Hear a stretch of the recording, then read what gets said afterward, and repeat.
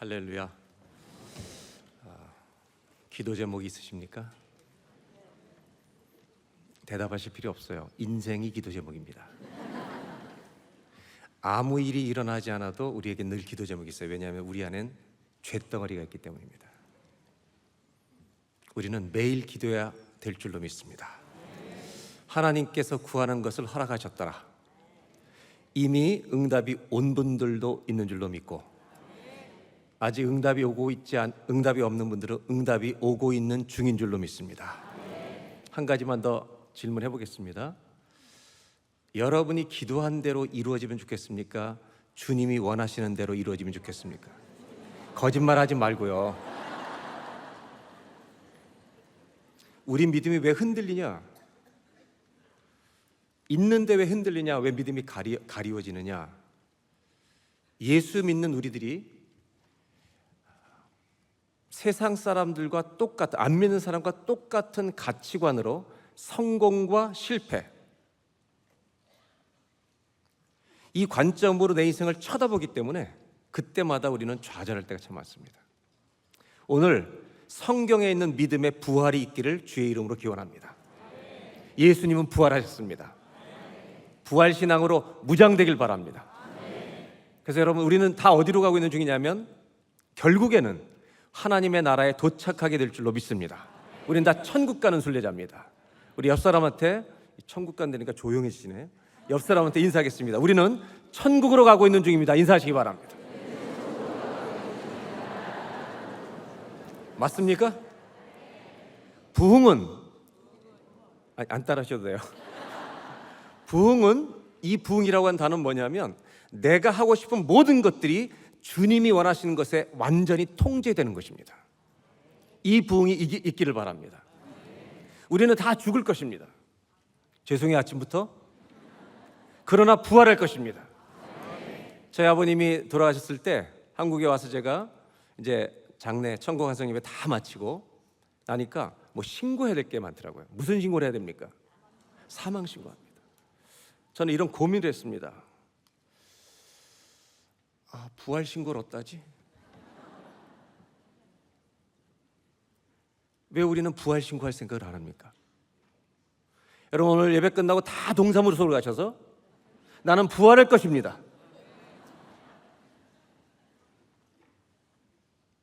생각을 해보자고요. 우리는 사망 신고할 줄 알아요. 부활 신고는 어디다 하는 것입니까? 자기에게 해야 합니다. 에베소 2장에 예수 믿는 자 모든 사람들은 그리스도 예수 안에서 우리를 하늘에 앉히셨으니. 원래 성경에는요, 과거 동사입니다. 앉히셨다는 것입니다. 우리 모두는 신분이 하나님의 하늘나라에 앉아있는 존재인 줄로 믿습니다. 그래서 천국 가는 순례자는 이미 우리의 발이 천국에 닿아 있다는 사실을 믿고 정말 멋진 그리스도인 되시기를 주의 이름으로 축복합니다. 오늘은 저는 여러분들의 이 주제를 제가 받고 나누고 싶은 게 있었습니다. 하나님께서 구하는 것을 허락하셨더라. 여러분 구하는 기도에 응답이 왔고 오고 있는 줄로 믿습니다. 우리가 기도하면 계시록의 표현은 우리의 기도를 하나님 나라의 천사들이 받아 향로를 가지고 주께 가면 불을 담아서 이 땅에 다시 쏟아부신다는 겁니다. 그 하나님의 성령의 불이 담겨서 이 땅에 쏟아질 때 우리 인생에 얼마나 놀라운 역전승이 일어나겠냐는 것입니다. 이런 일들이 일어나길 바랍니다. 근데 오늘 나누고 싶은 건 뭐냐면 하나님께서 구하는 것을 허락하셨더라. 저는 오늘 거꾸로 기도하고 싶은 겁니다. 우리도 많이 구할 수 있습니다. 그런데 거꾸로 주님이 주시고 싶은 것은 무엇일까? 저도 여러분도 우리가 구하고 싶은 게 많은데 주님이, 하나님 아버지가 저에게 주시고 싶은 게 뭘까? 오늘 이것도 깨닫고 가지고 돌아가는 특세가 되기를 바랍니다. 부활절이 끝나면서 부활에 대한 말씀을 좀 나누려고 합니다. 오늘 성경에는 엠마오로 가는 두 제자 이야기입니다. 그들은 실망한 표정으로 둘이 대화하며 걸어가고 있습니다. 왜냐하면 그렇게 자신들이 섬기던 예수님이 돌아가셨기 때문입니다. 근심이 가득했습니다. 들리는 소문이 있는데 부활하셨다는 소문이 들립니다. 아무도 본 적 없습니다. 세상의 관점으로 패배감 속에 걸어가고 있습니다. 오늘 읽은 말씀 15절을 보겠습니다. 15절 한 절, 24장 15절 다 같이 한번 읽겠습니다. 이야기하며 문의할 때 예수께서 가까이 이르러 이들이 오늘 말씀을 보시면 슬픈 마음으로 내려가고 있는 중에 성경에 이런 특이한 구절이 있어요. 서로 이야기하며 이게 어떻게 된 거지 고민할 때 예수께서 가까이 이르러 그들과 뭐 했다고요? 뭐 했다고요? 이 단어 하나를 잊지 마시기 바랍니다. 그들은 슬퍼서 내려가고 있는데 예수께서 정확히 거기 와셔서 그들과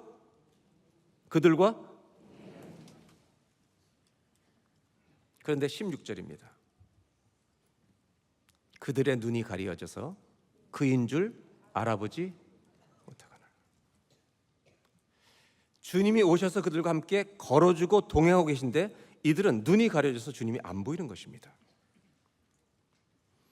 저와 여러분의 신앙 여정 중에 눈이 가려질 때가 있습니다. 믿음이 없는 게 아닌데 믿음이 발휘가 안 될 때가 있습니다. 언제 그런 일이 일어납니까, 여러분? 세상의 관점으로 모든 내 인생을 바라보면 이럴 때가 종종 일어납니다. 어려움이 어떨 때는 겹쳐서 옵니다. 나 혼자 질 수 없는 짐을 혼자 지라고 하시는 것처럼 엄청난 고난의 짐을 져야 될 때가 있습니다. 성경은 예수님이 동행하고 있는데 이들은 전혀 알지 못했다는 겁니다. 같이 누가 걸어주시는데 예수님이 걸어주는데 예수님인 줄 몰랐다는 말입니다. 예수님은 참 재미있으신 분입니다. 17절에 자기를 알리지 않으시고 오히려 질문하십니다. 예수께서 이르시되 너희가 길 가면서 서로 주고받고 하는 이야기가 뭐냐? 이들은요 슬픈 동행과 여행을 갖고 있습니다. 도대체 무슨 얘기를 하냐? 이렇게 질문하세요, 예수님이. 그랬더니 두 사람이 슬픈 빛을 띠고 머물러 섰습니다. 18절 다 같이 한번 읽겠습니다. 그 한 사람이 글로바라 하는 당신이 예루살렘에 체류하면서도 요즘 거기서 된 일을 알지 못합니다. 이 사람이 해주고 싶은 얘기는 우리가 그렇게 사랑한 예수님이 죽으셨다고. 아니 예루살렘에서 지금 엠마오로 가는 길인데 예루살렘에 내려와서 모든 사람이 다 아는데 왜 당신은 모르느냐고 이렇게 얘기하는데 그분이 누구예요? 우리가 이럴 때가 종종 있다는 것입니다. 예수님 물어보시는 거예요. 아니 무슨 일을 하느냐? 아니 예루살렘에서 내려왔는데 못 들었어요? 예수님 죽으신 거? 이 얘기를 누구한테 하고 있다고요? 믿음이 있는 거예요? 없는 거예요? 없진 않아요. 여러분 우리도 없지 않아요. 있는데 발휘가 안 되는 거예요. 왜? 다른 것이 가려져 있기 때문에. 문제가 앞을 가리고 있기 때문에. 솔직히 말씀드릴까요? 우리 믿음은 죽지 않아요. 진짜 믿음은 없는 것처럼 보여도 여러분 믿음은 결코 죽지 않을 것입니다. 우리 주님은 그 믿음이 살아있도록 도와주시는 분이에요. 19절을 보겠습니다. 이제 이르시되 예수님이 굉장히 유머 감각이 있어요. 유머 감각이 있으신데 무슨 일이냐 또 물어보세요. 그랬더니 직접 나사렛 예수의 일이다. 누구한테 하고 있다고요? 예수님한테 예수님 얘기를 하고 있는 거예요. 그는 하나님과 모든 백성 앞에서 말과 일에 능하신 선지자 여건을 20절을 다 같이 한번 읽겠습니다.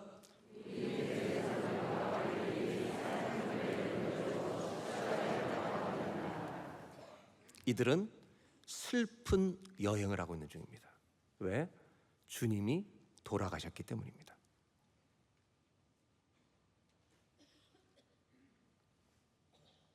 주님이 돌아가셨기 때문입니다.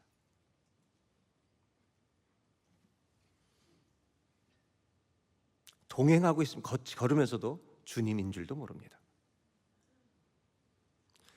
죽으신 예수가 압도하고 있는 상황입니다.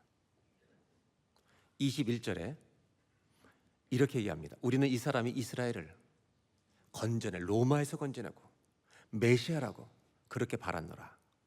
이뿐 아니라 이 일이 일어난 지가 사흘째요.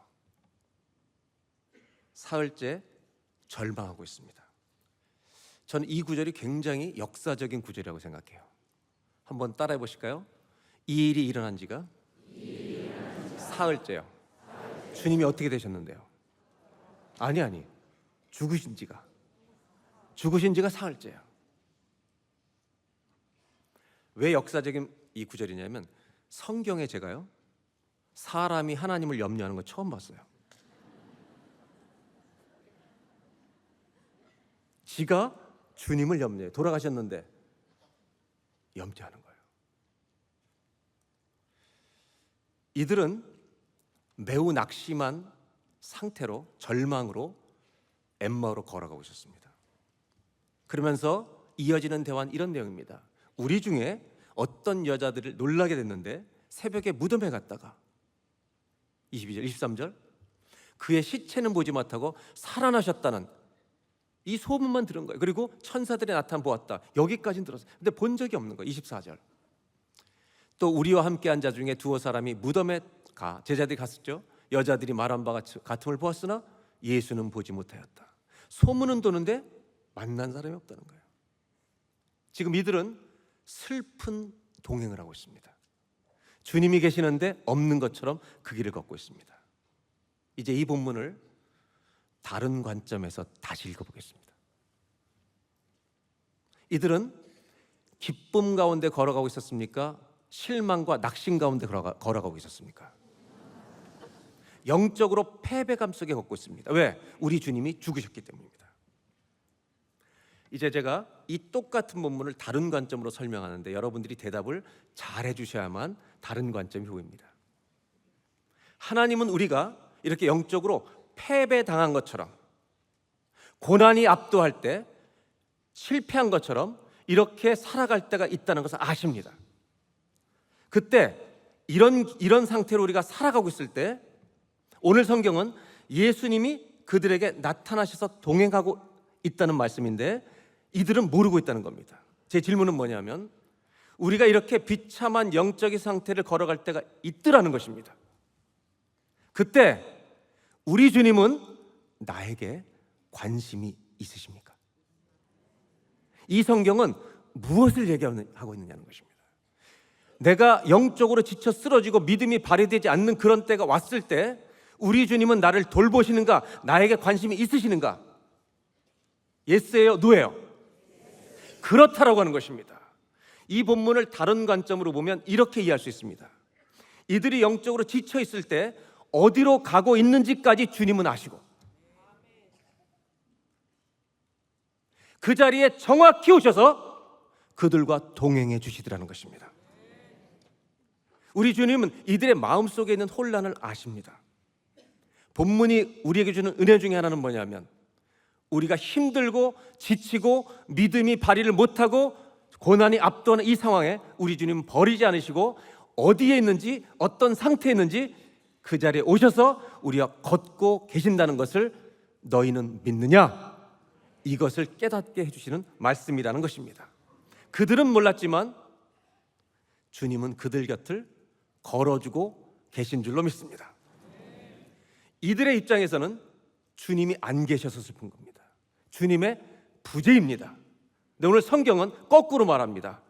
네가 부재라고 주님이 안 계신 것처럼 느끼는 순간에도 우리 주님은 완벽한 임재로 동행하고 계시라는 것입니다.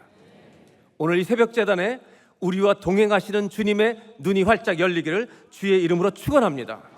시편 139편에 그분은 내 앉고 일어섬을 아시는 분입니다. 내 생각을 밝히 아시는 분입니다. 내 혀의 말도 우리 주님은 알지 못하심이 하나도 없는 분입니다. 우리가 신앙생활을 걸어갈 때 하나님의 부재를 느낄 때가 있습니다. 그런데 오늘 이 본문은 다른 관점으로 보면 그때도 내 곁을 걸어주고 계시는구나. 이것을 보는 날이 오늘 되기를 바랍니다. 부활 신앙이 회복되기를 바랍니다. 이제 그 다음 절을 보겠습니다. 25절입니다. 뭐라고 예수님 말씀하시는가? 이르시되 미련하고 선지자들이 말한 모든 것, 우리 주님은 이들에게 성경 말씀을 기억나게 하십니다. 말씀으로 구약의 선지자들이 말한 모든 것을 마음에 더디 믿는 자들이요. 26절, 그리스도가 이런 고난을 받고 자기 영광에 들어가 할 것이 아니냐. 이미 메시아가 죽을 것과 부활의 일과 이미 약속대로 되어 있지 않느냐. 그들을 말씀으로 돌아가게 합니다. 믿음은 들음에서 날 줄로 믿습니다. 27절입니다. 이게 모세와 모든 선지자의 글로 시작하여, 구약이죠. 모세와 선지자, 율법과 선지자라고 하는 것은 구약입니다. 구약의 글로 시작하여 모든 성경에 쓴 바, 자기에 관한 것을 예수님이 어떻게 고난당하고 부활하실지를 다 설명해 주신 것입니다. 27절에 저는 감사한 것이 있어요. 우리 주님이 이들의 믿음을 회복시키는데 말씀을 사용하신다는 것입니다. 그리고 28절입니다. 그들이 가는 마을에 가까이 가매 예수는 더 지나가려고 하시는 거예요. 그렇게 하시니 29절에 그들이 강권하여 이르되 우리와 함께 머무십시오. 때가 저물고 날이 기울었으니 제발 좀 머물러 주십시오. 그래서 예수님이 마치 억지로 머무는 것처럼 거기 유하러 들어가십니다. 이제 문제는 그 다음입니다. 29절, 30절, 31절 두 절은 우리 다 같이 한번 읽겠습니다.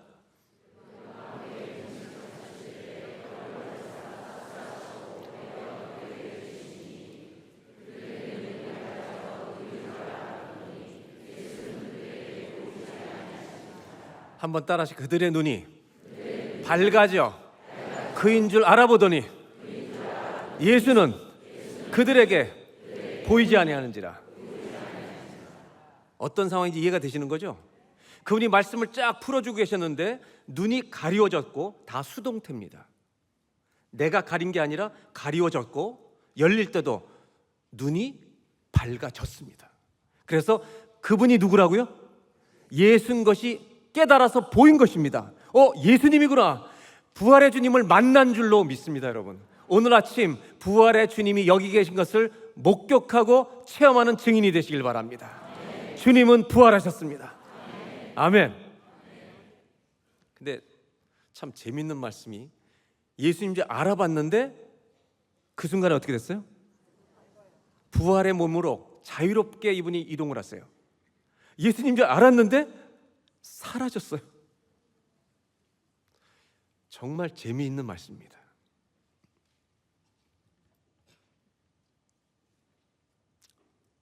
극단적으로 표현하면 같이 안 계셔도 돼요. 이제는.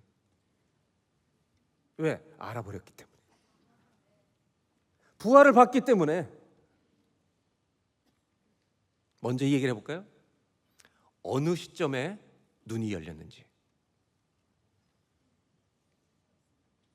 어느 시점에 눈이 열렸어요? 30절을 보겠습니다. 정확하게. 그들과 함께 음식 잡수실 때 축사하시고, 여러분 성만찬 하시듯이 축사하시고, 그 다음에 뭐를요? 떡을 떼어 그들에게 주신 겁니다. 물론 이 눈이 열려지는 가장 결정적인 이유는 말씀을 풀어주셨기 때문입니다. 아, 맞지? 죽었다가 다시 사신다고 하셨지. 이 말씀이 깨달아지고, 그 다음에 신기한 것은 축사하시고 주님이 떡을 떼어 그들에게 어떻게 할 때요? 왜 이때 하는 겁니까? 그렇게 먹는 게 중요한 겁니까? 여러분 신기하지 않아요? 하필이면 그 많은 시간 가운데 떡을 떼어 주시는데 왜 눈이 열리는 겁니까?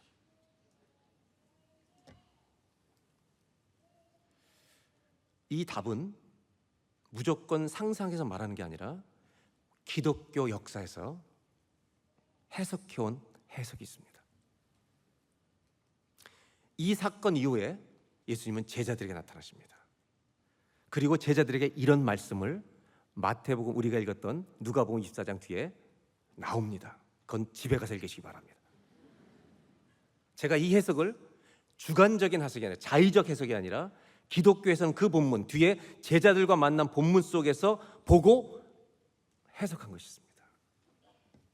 떡을 떼어서 주실 때 주님의 손을 본 것입니다.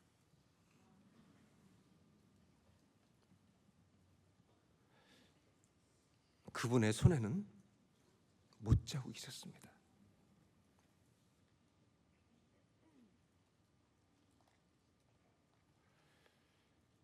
예수님이 이후에 누가복음 20장 뒷부분에 제자들을 만났을 때 자기 손과 발을 보여줍니다. 믿는 자가 되라고.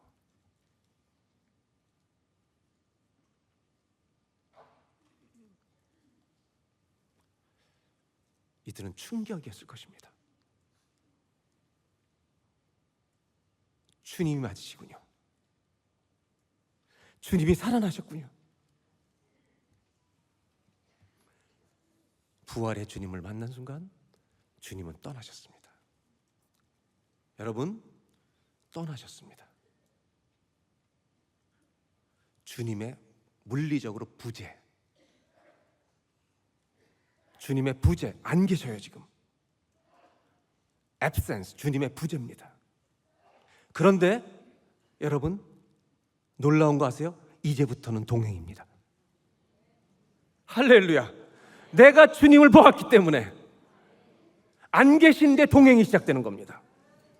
주님이 나를 아신다는 것, 그 사람은 동행입니다.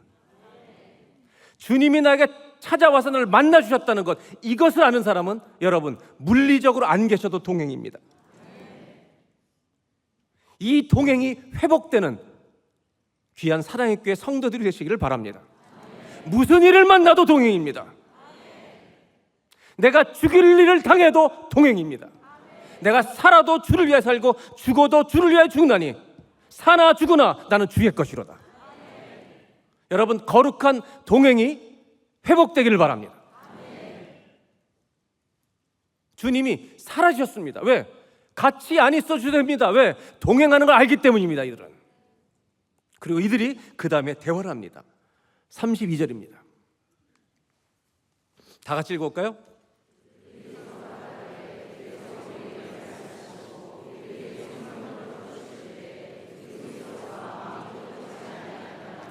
길에서 우리에게 말씀하시고 우리에게 성경을 풀어주실 때 우리 속에 마음이 어떻게 됐다고요? 뜨거워지지 아니하더냐. 내가 믿는 믿음이 확인되고 그 말씀이 올 때 내 가슴이 뜨거워지지 않더냐. 여러분들 다 우리가 알 수 있는 영어로 표현하면 Easter fire, Easter fire. 부활의 주님을 만날 때 가슴이 뜨거워지는 거죠. 오늘 이 새벽에 기도할 때 주여 이 불이 떨어지기를 바랍니다. 하나님. Easter fire. 하나님의 불이, 동행의 불이 우리 가슴에 심겨진 아침이 되길 바랍니다. 문제만 보이던 사람이 주님이 나와 함께 하시는구나, 동행의 능력, 이 놀라운 은혜의 불이 가슴속에 떨어져서 주님 할렐루야, 저는 주님과 오늘도 동행합니다.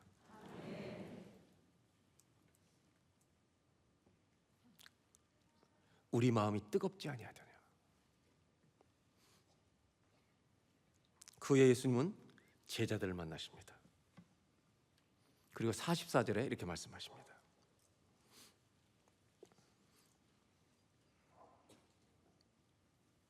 44절로 또 이르시되, 이제 제자들과 만나서 대화를 나누신데, 내가 너희와 함께 있을 때 너희에게 말한 바 곧 모세 율법과 선지의 글과 시편의 날을 가리켜 기록된 모든 것이 이루어져야 하리라. 한 말이 이것이다. 45절, 이에 그들의 마음을 열어 성경을 깨닫게 하시고. 46절, 또 이르시되 이같이 그리스도가 고난을 받고 제3일에 죽은 자 가운데서 살아날 것과. 47절, 또 그의 이름으로 죄사함을 받게 하는 회개가 예루살렘에서 시작하여 모든 족속에 전파될 것이 기록되었으니. 48절을 다 같이 읽겠습니다. 뭐의 증인이라는 거예요? 이 모든 일이 뭔데요? 부활. 기독교인은 부활의 증인입니다. 아멘. 부활의 증인. 근데 성경은 사복음서 모두가 부활로 성경 복음서의 끝을 맺고 있습니다. 근데 부활이 끝이 아닙니다. 승천하시고요, 다시 오실 것을 약속하십니다.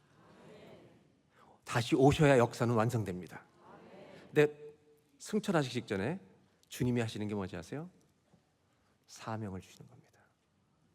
다시 올 때가 할 일이 있다.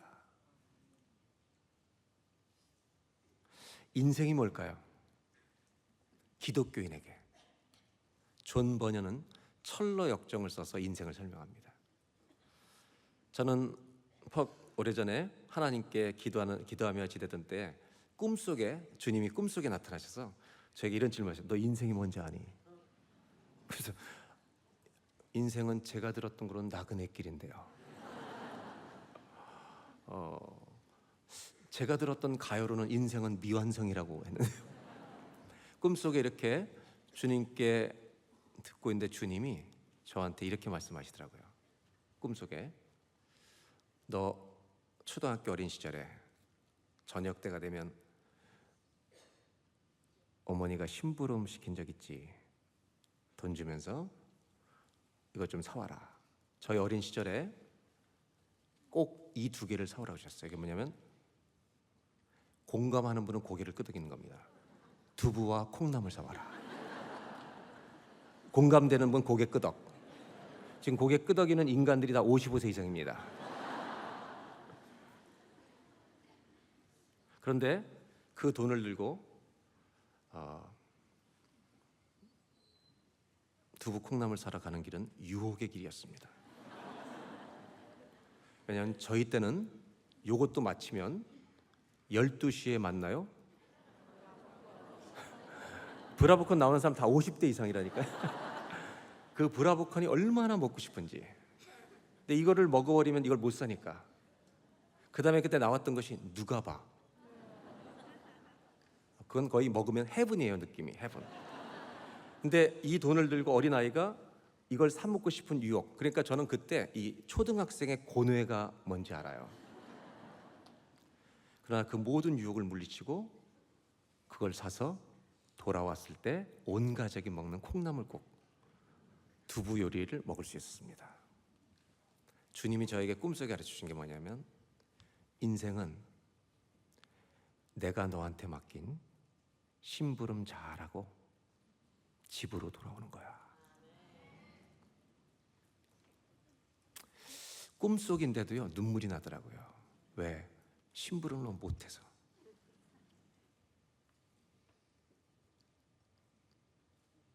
인생이란 여정은 30년을 살아도 100년을 살아도 믿는 자에게는 하나님이 맡기신 일, 내가 다시 온다. 우리 손에 쥐어주시면서 잘하고 집으로 가야 돼. 이런 성도가 되시길 바랍니다. 오늘 말씀을 계속 보겠습니다. 마지막으로 증인이 되라고 말씀하시고 49절에 이제 너희들 이성에 머물라고, 사도행전에 연결돼서 성령이 임할 때까지 머물라고 말씀하시고 50절부터 보겠습니다. 예수께서 그들을 데리고 베다니 앞까지 나가서 손을 들어 그들에게 축복하시더니 51절 축복하실 때 그들을 떠나 하늘로 올려주시니 승천하십니다. 52절 그들이 그에게 경배하고 큰 기쁨으로 예루살렘에 들어가. 자, 마지막 절인데요 굉장히 중요한 구절입니다. 53절을 다 같이 읽겠습니다.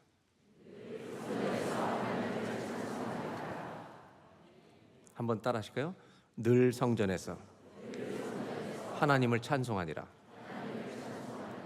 여러분이 오늘 하시는 것처럼. 자, 이 말씀을 왜 마지막 절로 여러분과 나누냐면 주님은 어떻게 되셨어요 지금? 승천했습니다. 물리적으로 같이 계셔야 안 계셔요? 물리적으로, 육체적으로 올라가셨어요.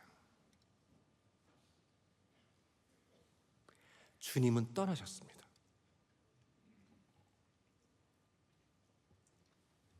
그러나 떠나셨는데 큰 기쁨으로 늘 찬송하고 있습니다. 저의 질문은 주님이 안 계신데 왜 찬송하는 거예요? 이들은 뭔가를 알았기 때문입니다. 안 계신데 계신 겁니다.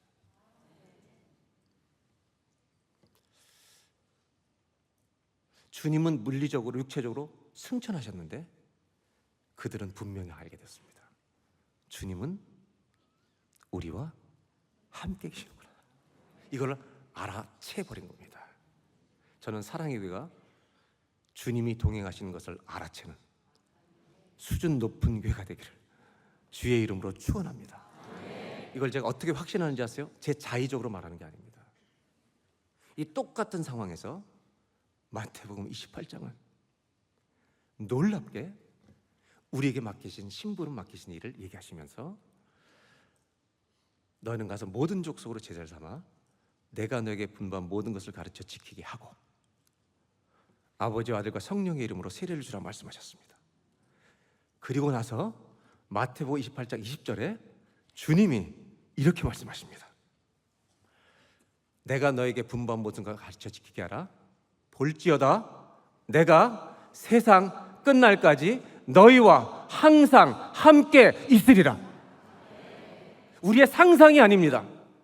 우리의 믿음입니다. 주님이 우리와 함께 하신다는 것입니다. 이들과 함께 계시던 예수님이 제자들을 만난 다음에 승천하셨습니다. 물리적으로 떠나셨습니다. 완벽한 부재입니다. 완벽히 안 계시는데 완벽한 임재를 동행을 믿고 살아가는 것입니다. 저와 여러분들 모두 완벽한 임재와 동행을 누리고 사는 온 교회 성도들이 되시기를 주의 이름으로 축원합니다. 그 사람에게 어떤 일이 일어나냐? 늘 찬송하겠네. 모여서 늘 주님을 찬송하는 것입니다. 무슨 일을 만나든지 주님을 찬송하는 회복이 있기를 바랍니다. 어떤 사람만 그게 가느냐? 동행을 믿는 사람만 가능하단 말입니다. 마지막 한 사람 얘기를 좀 하고 마치겠습니다. 성경에 보면 마태복음 15장에 마가복음 7장에 마가복음에는 수로베니게 여인이 나오고 마태복음에는 똑같은 여인을 가나안 여인이라고 비유합니다. 이 이방 여자들은 유대인들은 개라고 여깁니다. 정말 그들을 붙이는 칭호가 정말로 유치찬란할 정도로 아주 비극적인 언어를 사용합니다. 지금 미국에 사는 유대인들이 동부에 많이 사는데 유대인들은 지금도 안식일에는 걸어 다닙니다. 회당을 갈 때도 절대 차 안 탑니다. 그리고 자기 안식일 전날, 안식일날 불을 켜도 안 되니까 그 전날 반드시 켜놓습니다. 근데 실수로 이 불을 안 켜놓으면 자기들이 안 켜요. 지나가는 이방인을 불러서 불을 켜달라 그럽니다. 이게 유대인입니다, 여러분. 철저하게 한번 살아보려고 했습니다. 근데 이 가나안 여인이 예수님께 달려와서 주여 내 딸이 귀신 들렸으니 도와달라고 합니다. 제자들이요, 이방 여자니까 다 유대인들이니까 귀찮게 하니까 빨리 보내라고, 주님 가라고 하라고. 그때 예수님이 하신 말씀이 있습니다. 나는 이스라엘에 잃어버린 양을 위해서만 보내심을 받았다, 이렇게 말씀하세요. 이 여자는 포기하지 않습니다. 어떻게 하는지 땅에 엎드려 버립니다. 주여 저를 도와주십시오. 주님이, 저는 성경을 읽다가 이렇게 콜드하신, 이렇게 차가우신 것은 처음 봐요. 살려달라고, 도와달라고, 내 딸 살려달라는데 나는 너한테 오지 않았어. 이스라엘 잃어버린 양에게만 왔어. 근데 신기한 것은 마태복음 15장 이 말씀이 나오는데 28장에는 너희는 가서 모든 족속으로 가래요.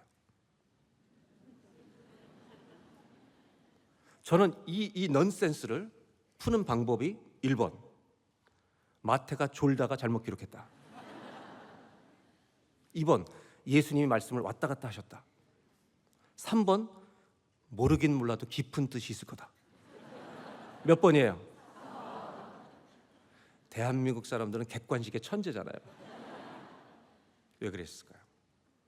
복음서를 읽어보면 구속을 완성하실 때까지는 비밀스럽게 하세요. 십자가에 구속하시고 부활하신, 구속을 완성하신 다음에 더 이상의 복음이 없어요. 그때부터 교회를 향해 땅끝까지 가라는 거예요. 자, 그런데 우리 주님이 뭐라고 말씀하시냐면 제자들 앞에서 제자들이 예수님이 콜드하게 차갑게 대하시니까 제자들도 기뻤을 거예요. 유대인이니까. 그렇게 대하셔야지. 두 번째 엎드려 또 도와달라 그러니까 뭐라고 말씀하시냐면 주인의 상에서 주인의 자녀들에게 주는 음식을 개들에게 주는 게 도와달라는 여인데 개들한테 주는 게 마땅치 않다고 더 차갑게 말씀하시는 거예요. 그러니까 여러분, 예수님의 제자들은 굉장히 그때 기뻤을 것 같아요. 유대인들. 주님, 당연히 이분이 주이시지, 유대인이니까. 그때 이 여인이 뭐라고 말합니까?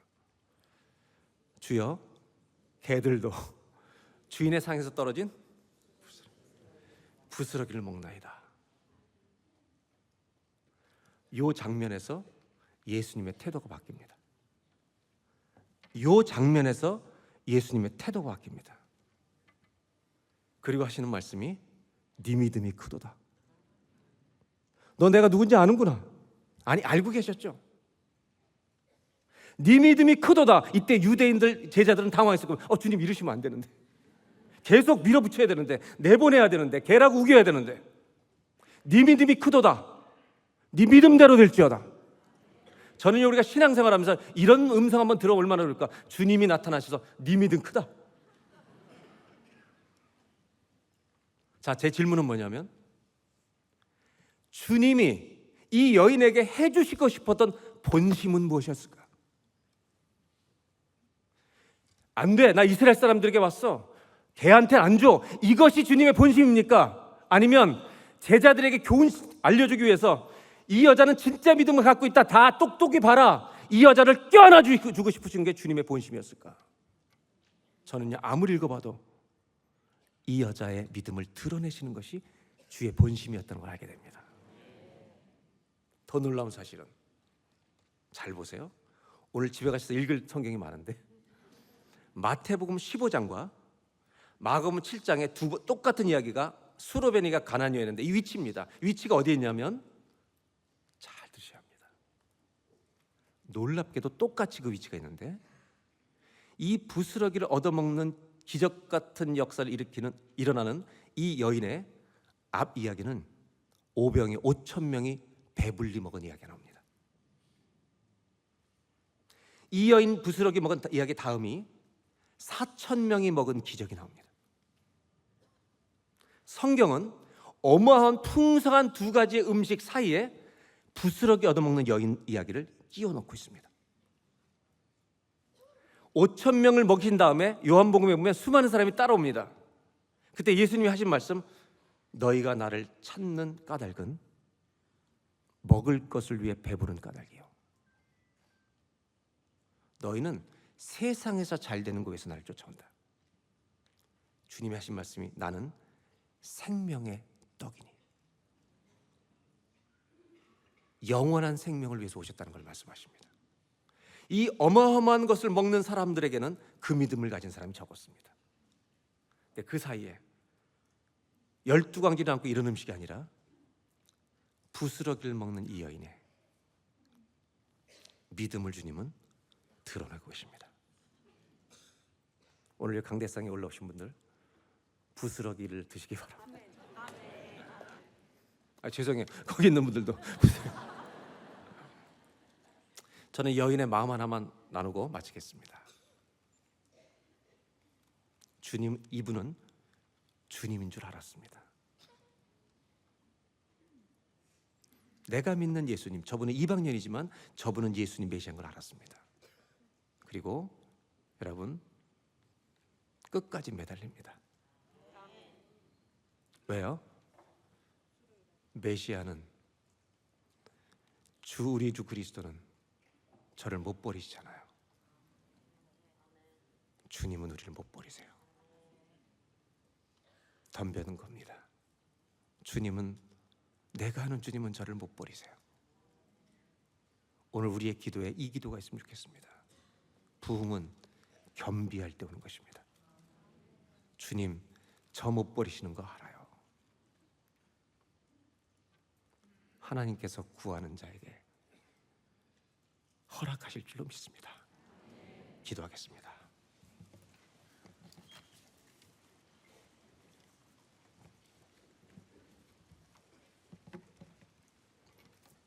두 가지를 기도할 텐데 제일 첫 번째 기도하고 싶은 제목이 있습니다. 우리가 믿는 주님은 부활하신 주님이십니다. 승천하셨고 다시 오실 주님이십니다. 오늘 여러분 특세의 주제처럼 하나님께서 구하는 것을 다 허락하셨더라. 우리가 기도할 수 있는 이유가, 근거가 무엇입니까? 내가 믿는 주님은 저를 못 버리시잖아요. 하나님 부스러기를 주세요. 부스러기를 주세요. 하나님, 우리 가정의 모든 문제를 주 앞에 토합니다. 주는 그리스도시기 때문에 내 믿음이 크도다 주실 줄로 믿습니다. 응답이 오고 있는 줄로 믿습니다. 하나님 기도하옵나니 내가 원하는 것이 아니라 주님 원하시는 걸로 우리 가정을 부스러기로 가득 채워주시옵소서. 5,000명이 먹는 음식이 아닐지라도 주님이 누군지 알아보는 사람에게 주시는 그 응답을 주시기를 소원합니다. 여러분 기도 제목이 있습니까? 오늘 다 같이 한번 기도하겠습니다. 주여, 내가 이 가나안 여인, 수로베닉의 여인처럼 주님이 누군지 압니다. 나를 버리지 못하실 거 압니다. 주여 도와주시옵소서. 내 가정의 문제 기도 제목에 하나님의 하늘나라의 응답으로 우리 가정을 채우도록 넘치도록 오늘 아침에 역사하여 주시옵소서. 다 같이 한번 먼저 합심하여서 기도하겠습니다. 하나님 아버지, 우리가 달려나온 이유를 아십니까? 주님이 누군지 알기 때문에 나왔습니다. 아무도 내 문제 아버지 하나님 해결해 줄 자가 없고 끝까지 관심 기울여 줄 자가 없습니다. 주님 당신이 누군지 알길래, 부활의 주님 당신이 누군지 알기 때문에 달려나왔습니다. 도와주십시오. 살려주십시오. 기도 제목입니다. 인생 자체가.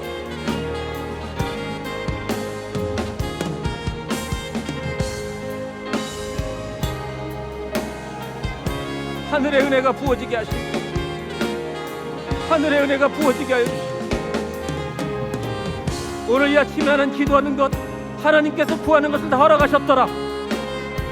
아버지 도와주십시오. 살려주십시오. 우리 가정 일으켜 주십시오. 믿음의 부활이 일어나게 도와주십시오. 하나님 간절히 구할 때 주여, 종들도 주인의 상에서 떨어진 부스러기를 먹나이다. 그때 주님 말씀하셨습니다. 네 믿음이 크다. 제자들에게 알려주십니다. 이 여인이 진짜 믿음을 가지고 있구나. 내가 누군지 아느니라. 네 믿음대로 될지어다. 네 소원대로 될지어다.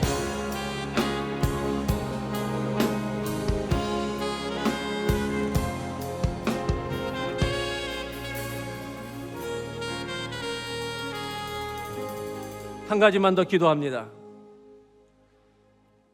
그분이 말씀을 풀어주실 때 우리 마음이 뜨겁지 아니하더냐. 부활의 불이 오늘 새벽제에 엎드리는 저희들의 심령에 그 불이, 성령의 불이 임하게 하여 주시옵소서. 주님이 우리에게 주고 싶은 것이 무엇일까요? 우리가 기도 제목이 많이 있지만 오늘 이 본문은 정확하게 한 가지를 보여줍니다. 내가 너와 함께 있다는 걸 잊지 마라. 이것을 내가 너에게 주길 원한다. 그 사람은 늘 찬송하게 될 줄로 믿습니다. 주님은 물리적으로 육체적으로 떠나셨지만 완벽한 부재지만 완벽한 임재를 느끼고 살아가는, 믿고 살아가는 성도가 될 줄로 믿습니다. 오늘 아침에 성령의 불이 우리 가슴속에, 심령에 임하게 하여 주시옵소서. 무슨 일을 만나든지 만사형통하리라. 하나님의 역사대로 뜻대로 이루어질 줄로 믿습니다. 오늘 저의 심령 가운데 동행의 축복이 임하게 하여 주시옵소서. 눈이 열리게 하여 주시옵소서. 성령이여 임하여 주시옵소서. 슬픈 여행이 되지 않게 하여 주시고 찬송하는 여정이 되게 하여 주시옵소서. 우리 다 같이 주여 3번 부르고 우리가 주여 3차하고 기도할 때 하나님 오늘 동행의 축복을 누리게 하여 주시옵소서. 믿음의 부활이 일어나게 하여 주시옵소서. 미지근해졌던 내 믿음에 불이 붙게 하여 주시옵소서. 다 같이 한번 주여 3차하고 기도합니다. 주여, 주여, 주여. 살아계신 하나님, 우리가 주님 앞에 기도하는 것도 많이 있지만 오늘 이 새벽에 하나님이 우리에게 주기 원하시는 것을 깨닫게 하여 주시옵소서.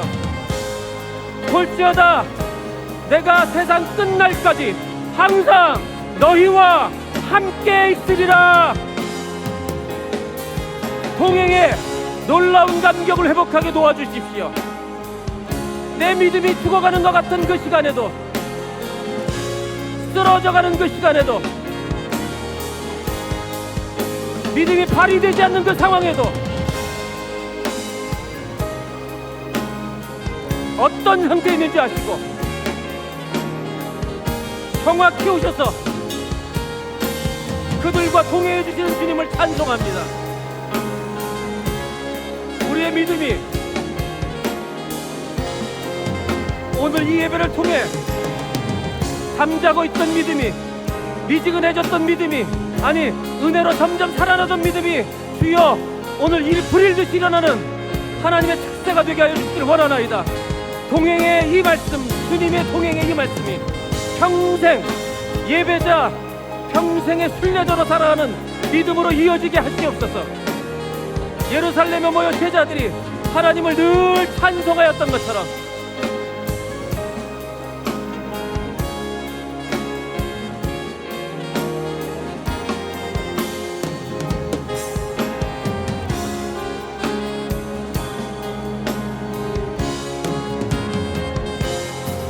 아버지,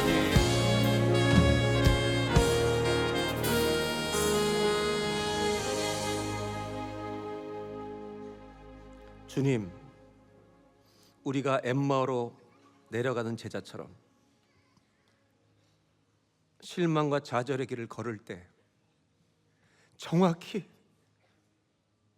어디에 걷고 있는지를 아시고 그들 곁에 오셔서 동행하시는 주님을 보게 하여 주시고 믿게 하여 주십시오.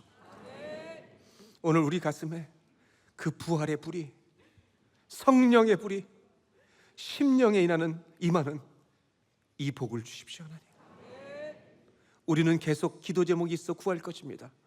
그러나 오늘 아침 하나님이 우리에게 주고 싶으신 것, 내가 세상 끝날까지 항상 너희와 함께 있으리라. 이 동행을 간직하게 하옵소서. 예수님의 이름으로 기도합니다.